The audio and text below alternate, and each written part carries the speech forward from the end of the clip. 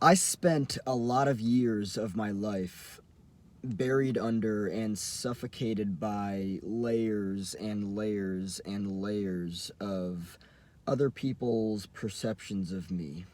Codependency fucking sucks. And it sucks the life out of a person. It leaves them fucking stranded in confusion and just like,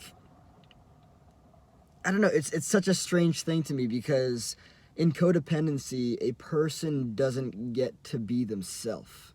Which, after all, when they finally wake up from it, it's like, they're like, oh, well, what do I actually like? What do I actually want? Who am I, actually, right?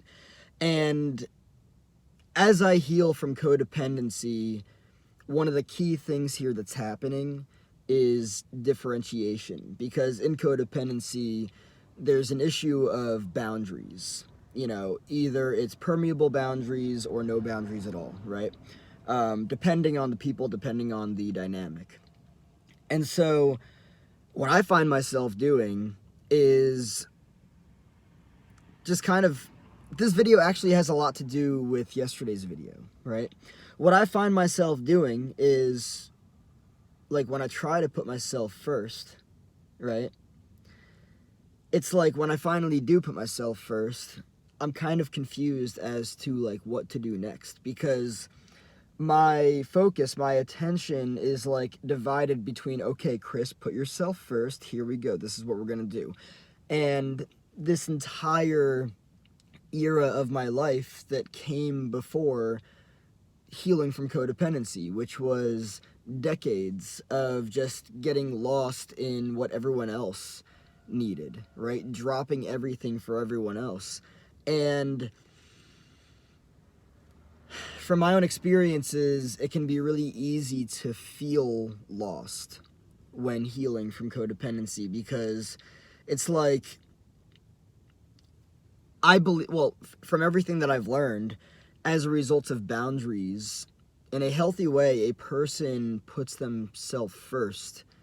They learn that. They learn to be autonomous and individualized. They individuate, they differentiate, all that stuff.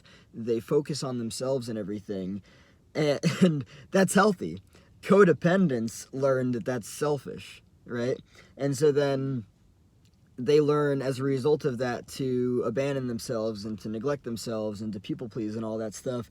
And so they get so caught up in what they can do for other people that they end up not doing for themselves. And then when they finally fucking wake up from codependency and they actually start the healing process, it's kind of like confusing, because it's like, well, shit, there are so many layers to this, because I've learned that this is what I like, but this was actually only what this other person liked, or what that other person liked, or what all these other people liked.